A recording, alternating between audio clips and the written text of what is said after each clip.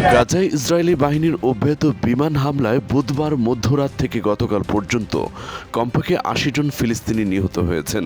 হতাহতের বেশিরভাগ ঘটনা ঘটেছে খান ইউনুসের দক্ষিণাঞ্চলে বেইত লাহিয়া এবং দিয়েল আল বালা এলাকায়। টানা ১০ সপ্তাহ ধরে ইসরায়েলের কঠোর অবরোধের কারণে গাজায় কোনো ধরনের মানবিক সহায়তা প্রবেশ করতে না পারায় পরিস্থিতি ভয়াবহ আকার ধারণ করেছে।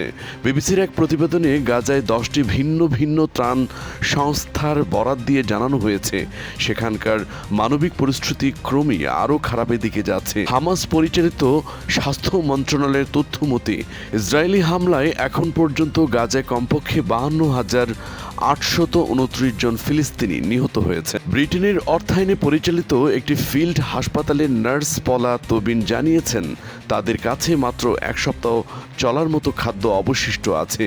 তিনি বলেন, আমাদের রোগীরা এবং স্থানীয় সম্প্রদায় খাবারের জন্য বেপরোয়া, মানুষ ভয়াবহ ক্ষুধার্ত, সারাদিনে একবার কোনো মতে খেয়ে বেঁচে আছেন।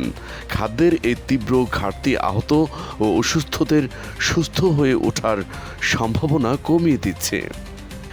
মেডিকেল এইড ফর প্যালেস্টাইনস এর কর্মকর্তা মাই এলওয়াদা দক্ষিণ গাজা থেকে জানিয়েছেন পানীয় জলের চরম সংকট দেখা দিয়েছে।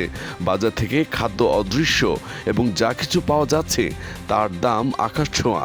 শিশুদের জন্য ফর্মুলা দুধ প্রায় পাওয়াই যাচ্ছে না, পেলেও তাদের দাম সাধারণ মানুষের নাগালের বাইরে।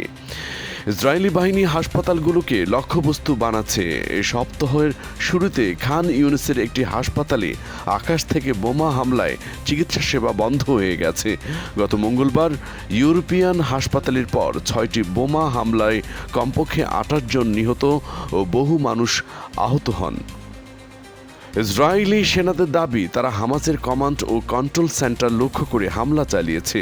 তবে এসব হামলায় হাসপাতালের অবকাঠামো মারাত্মকভাবে ক্ষতিগ্রস্ত হওয়ায় সেখানে চিকিৎসা সেবা দেওয়া প্রায় অসম্ভব হয়ে পড়েছে।